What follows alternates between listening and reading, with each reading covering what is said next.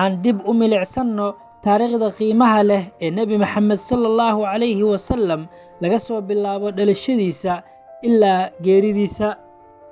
Sanadii 570 miilaadiga waxaa magaalada Maka ku dhashay Nebi Maxamed sallallahu alayhi wasallam.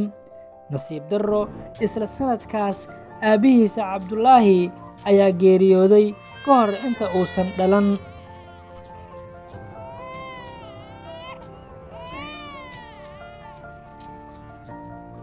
Sanadii 577 miilaadiga hooyadiisa Aamina ayaa dhimatay, waxaana daryeelkiisa la wareegay awowgiisa Cabdulmuttalib. Kadib markii awowgiisa geeriyooday, waxaa la wareegay adeerkiisa Abu Taalib. 595 miilaadiga wuxuu guursaday Khadiija bintu Khuwaylid oo ahayd ganacsato caan ah kana weyneyd 15 sano. Waxay ahayd tiir weyn oo noloshiisa taageertay.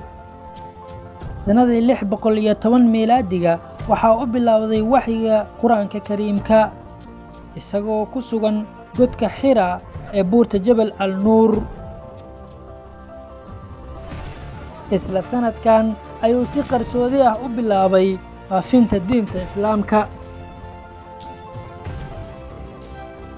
Sanadii 613 miilaadiga wuxuu si rasmi ah dadweynaha Maka ugu sheegay in Ilaah kaliya la caabudo. Tani waxay dhalisay caro weyn iyo cadaadis kaga yimid Quraysh. Sanadkii ku xigay ee 614 dhibaato culus ayaa lagu bilaabay muslimiintii ugu horreysay. Waxaa bilaabmay jirdil, cunsuriyad iyo xayiraad. Sanadka markuu ahaa 615, koox muslimiin ah ayaa u haajiray dhanka Itoobiya, halkaas oo ay nabad iyo xorriyad ka heleen boqor Najaash. Sanadii 616 miilaadiga qabiilka Nebi Maxamed sallallahu alayhi wasallam iyo muslimiinta ayaa lagu bilaabay xayiraad dhaqaale iyo bulsho. 3 sano ayay ku jireen waadiga Maka iyagoo go'doonsan oo gaajaysan. 3 sano kadib, sanadii 619, xayiraadii waa ay dhammaatay. Laakiin sanadkan ayaa loo yaqaanaa sanadkii murugada. Wuxuu waayay adeerkiisa Abu Taalib iyo xaaskiisa Khadiija, labadii qof ee ugu taageerada badnaa. Sanadii 622 kadib markii madaxda Maka ay damceen inay dilaan, wuxuu u haajiray Madiina. Habeenkaas ina adeerkiisa Cali bin Abi Taalib ayaa sariirtiisa ku seexday.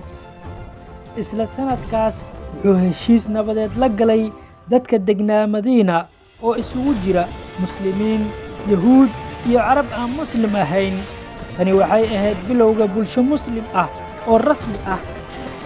Sanadii 624 ilaa 628 waxaa dhacay dagaallo waaweyn sida Badr, Uxud iyo Khandaq. 630 miilaadiga waxay ahayd guushii Maka iyo ku noqoshadii magaalada. Kadib 8 sano wuxuu ku dhawaaqay cafis guud oo dadweyne.